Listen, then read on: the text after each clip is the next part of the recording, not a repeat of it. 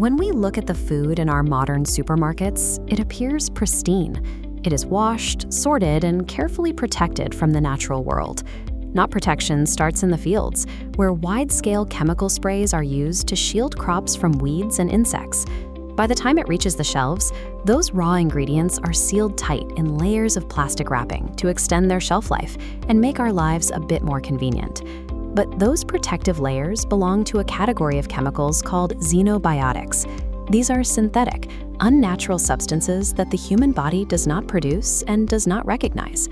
By attempting to sanitize and secure our environment, the very methods we rely on to protect our food guarantee that we ingest artificial chemicals every single day.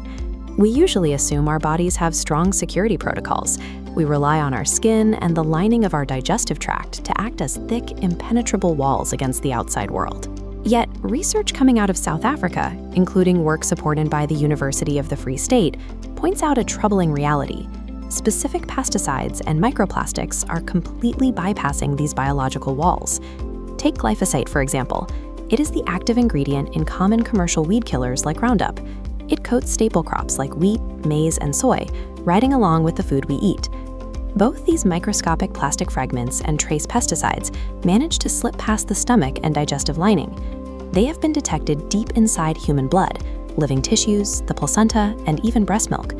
This raises a critical question. How are these engineered conveniences physically breaking into our internal biological systems? The process begins the moment you swallow. Trace amounts of synthetic plastics and glyphosates travel down the esophagus and settle into the human gut.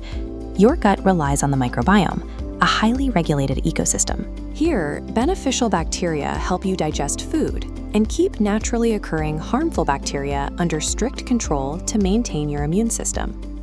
When glyphosates arrive, they disrupt this balance. The chemical dissolves the beneficial bacteria, allowing the harmful microbes to rapidly multiply and take over. Biologists call this chaotic imbalance dysbiosis. While the bacteria are fighting, microplastics are doing physical damage. These tiny shards drag along the mucosal lining of the gut wall, acting like sandpaper and tearing microscopic holes into the tissue. This creates what doctors refer to as a leaky gut. Because the barrier is broken, unwanted toxins, chemicals, and undigested food particles spill directly into your bloodstream. The materials we use to grow our crops and package our groceries are physically dismantling our primary internal defense system from the inside out. Once those xenobiotics breach the gut and enter the blood, your immune system suddenly detects alien objects floating where they shouldn't be, and it panics. The situation gets worse because microplastics are sticky. As they travel through your veins, they bind directly onto completely harmless food proteins that your body is trying to absorb. Your immune system spots this strange hybrid shape and misidentifies it. Instead of recognizing a normal nutrient, it sees a hostile biological invader. White blood cells swarm in and aggressively attack the entire cluster. Because the immune system waged war against a piece of food, it logs that specific food protein as a permanent threat. The next time you eat it, your body triggers a severe allergic reaction. This mechanical process may help explain the increasing rates of allergic diseases observed worldwide. Internal plastic pollution is confusing the immune system, causing it to misidentify harmless foods as threats. Plastics also introduce a secondary chemical threat by leaching compounds called endocrine disruptors directly into the body. You don't even have to eat these to be exposed.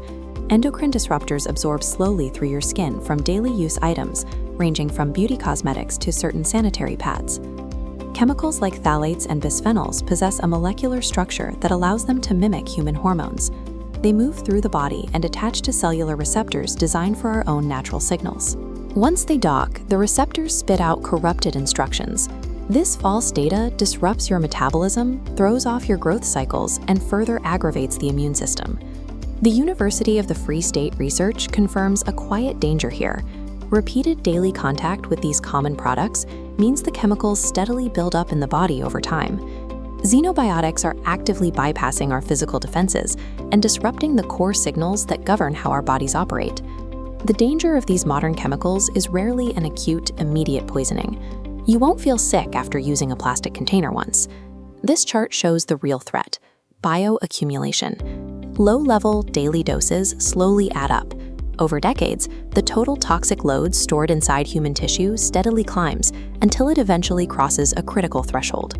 As this load increases, medical evidence points to a rise in long-term inflammatory bowel conditions, severe vitamin deficiencies, and intensely debated links to certain cancers. The individual microscopic tears and chemical drips go completely unnoticed on a Tuesday, but over 30 years, the math leads to systemic biological failure. Living in the modern world means we cannot perfectly isolate ourselves from plastics and pesticides, but we can dramatically drop our daily intake.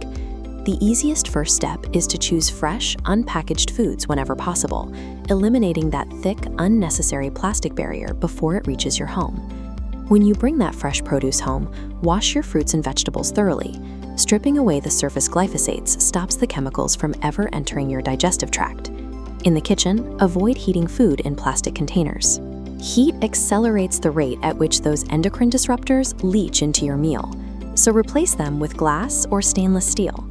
Beyond our own kitchens, we have to advocate strongly for societal action against environmental pollution, holding the systems that produce these chemicals accountable. By making these small, consistent lifestyle choices, we drop our toxic load. We give our gut barriers the time they need to naturally heal, and we protect the physical health of the generations that follow us.